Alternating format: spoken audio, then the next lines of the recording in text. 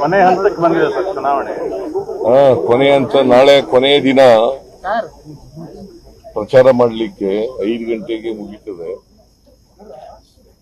So ಅಲ್ಲಿವರೆಗೂ ಕೂಡ campaign ಮಾಡಬಹುದು, ಮನೆಗೆ ಓಟ್ ಕೇಳಬಹುದು. ಆಮೇಲೆ ಕ್ಯಾಂಡಿಡೇಟ್ ನಾವ್ಯಾರು ಇರಾಗಿಲ್ಲ, ಕ್ಯಾಂಡಿಡೇಟ್ ಮನೆಗೆ ಹೋಗಿ ಓಟ್ ಕೇಳಬಹುದು. ಮತ್ತೆ ಇಲ್ಲಿ ವೋಟರ್ಸ್ ಆಗಿರೋರು ಕೇಳಬಹುದು ಮನೆಗೆ ಹೋಗಿ.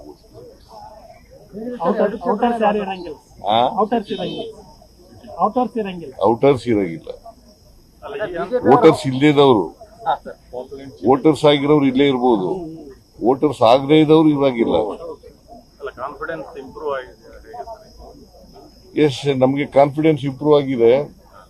ಇಲ್ಲಿ 100ಕ್ಕೆ 100 ಗೆಲ್ತೀವಿ. ಬಿಜೆಪಿ ಅವರು ಇಂಟೆಲಿಜೆನ್ಸ್ ಮಾಹಿತಿ ಬಂದಿದೆ, ಬಿಜೆಪಿ 2 ಗೆಲ್ಲುತ್ತೆ ಅಂತ ಹೇಳ್ತಾರೆ ವಿಜೇಂದ್ರ ಅವರು.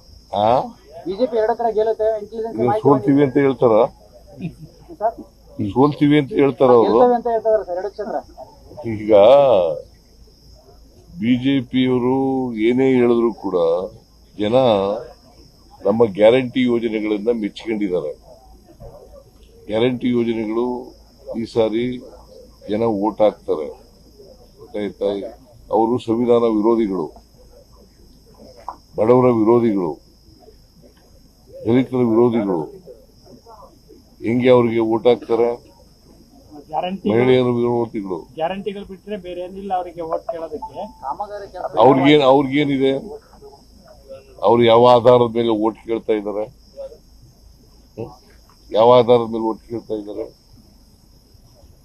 ಆಯ್ತಪ್ಪ, ನಮಗೆ ಅವ್ರಿಗೆ ಹೇಳ್ತಾರೆ. ಅವ್ರಿಗೆ ಏನ್ ಹೇಳ್ತಾರೆ? 9 ವರ್ಷ ಸರ್ಕಾರ ಮಾಡಿದ್ದಾರೆ ಕರ್ನಾಟಕದಲ್ಲಿ. 9 ವರ್ಷ ಸರ್ಕಾರ ಮಾಡಿದ್ದಾರೆ. ಏನ್ ಮಾಡಿದೀವಿ ಅಂತ ಹೇಳ್ತಾರೆ ಕರ್ನಾಟಕದಲ್ಲಿ? ಏನ್ ಮಾಡಿದ್ದಾರೆ ಅಂತ ಹೇಳ್ತಾರೆ? ಸುಮ್ಮನೆ ಏನೋ ಹೇಳ್ತಾರೆ ಅವರು.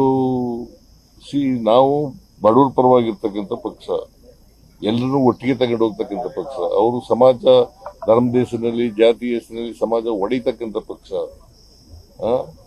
ಅದರಿಂದ ನಾವು ಎಲ್ಲ ಜನರನ್ನು ಒಟ್ಟಿಗೆ ತಗೊಂಡು ಹೋಗ್ತಕ್ಕಂಥ ದಲಿತರು, ಹಿಂದುಳಿದವರು, ಅಲ್ಪಸಂಖ್ಯಾತರು, ಮಧ್ಯಮ ವರ್ಗದವರು ಎಲ್ಲರನ್ನೂ ಕೂಡ ಒಟ್ಟಿಗೆ ತಗೊಂಡು ಹೋಗ್ತಕ್ಕಂಥ ಪಕ್ಷ. ಜೆಡಿಎಸ್ ಅಲ್ಲಿ ಕುಟುಂಬ ರಾಜಕಾರಣ ಮಾಡ್ತಿಲ್ಲ, ನಾವು ಜನರೇ ನಮ್ಮನ್ನ ಕರ್ಕೊಂಡ್ಬಂದು ರಾಜಕಾರಣ ಮಾಡಿದ್ರು. ಯಾರು? ಕುಮಾರಸ್ವಾಮಿ. ಅವರು ಮನೆಯಲ್ಲಿ ಏನ್ ಮಾಡ್ತಾರೆ? ಕುಟುಂಬ ರಾಜಕಾರಣ ಮಾಡಿ ಅವ್ರನ್ನ ಜನಗಳೇ ಕರ್ಕೊಂಡ್ಬಂದು ಆಯ್ಕೆ ಮಾಡಿದ್ದಾರೆ. ಜನಗಳೇ ಮತ್ತೆ ಯಾಕೆ ಸೋಲ್ಸಿದ್ರು?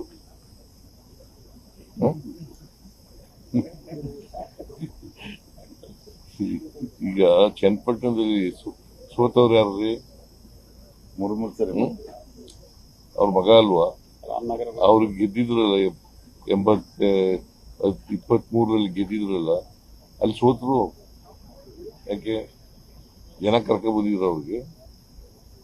22,000 ಅಂತರದಿಂದ ಗೆದ್ದದು ನಮ್ಮ ಅಭ್ಯರ್ಥಿ.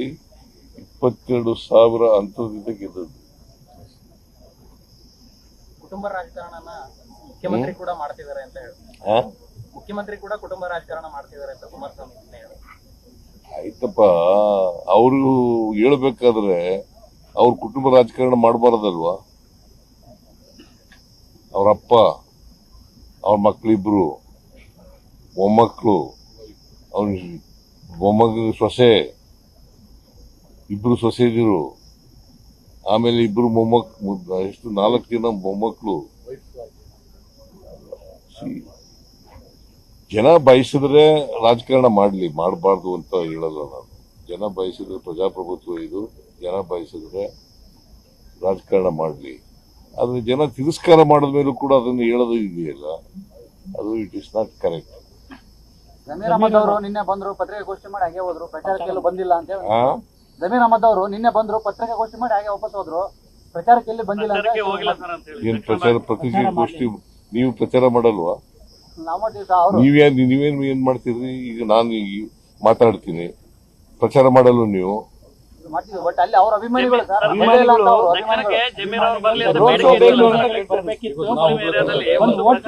ಮುಸ್ಲಿಂ ಏರಿಯಾಗಳಿಗೆ ಬಂದು ವೋಟ್ ಕೇಳಬೇಕಿತ್ತು ಅಂತ ಅವರ ಅಭಿಪ್ರಾಯ. ಸಮಯ ಇಲ್ಲ, ಅವ್ರು ಹೋಗಿದ್ದಾರೆ ಬಾಗಲಕೋಟೆ. ಸಮಯ ಇಲ್ಲ. ಇಲ್ಲಿಗೆ ತುಂಬಾ ಅಗತ್ಯ ಇತ್ತೇನೋ ಅವರು ಆ? ಇಲ್ಲಿಗೆ ಅಗತ್ಯ ಇತ್ತು ಅಂತ ಅವ್ರು ಹೇಳೋದು. ಎಲ್ಲ ಕಡೆ ಅಗತ್ಯ ಇದೆ ಅವ್ರದ್ದು. ಅಭಿಮಾನಿಗಳ ಬಾಗಲಕೋಟೆಯಲ್ಲೂ ಕೂಡ 42,000 ಮುಸ್ಲಿಂ ಓಟ್ಗಳಿದ್ದಾವೆ. ಇಲ್ಲಿ ಯಾವ ಅಭಿಮಾನಿಗಳು ಕೇರಳದಲ್ಲಿದ್ರು ಅವರು 4ನೇ ತಾರೀಕು ಹೇಳಿದ್ರು ಅದನ್ನ ಹೇಳಿದ್ರು ಸರ್. ಕೇರಳದಲ್ಲಿದ್ರು. ಸೊ ಹಾಗಾಗಿ ಹೆಚ್ಚು ಸಮಯ ಇರಲಿಲ್ಲ. ಇವತ್ತು ಅಲ್ಲಿ ಬಾಗಲಕೋಟೆನಲ್ಲಿ ಮಾಡಿ ಆಮೇಲೆ ನಾಳೆ 5 ಗಂಟೆವರೆಗೆ ಮಾತ್ರ ಇರೋದು. 5 ಗಂಟೆವರೆಗೆ ಮಾಡಿ ಹೊರಟೋಗ್ತಾರೆ.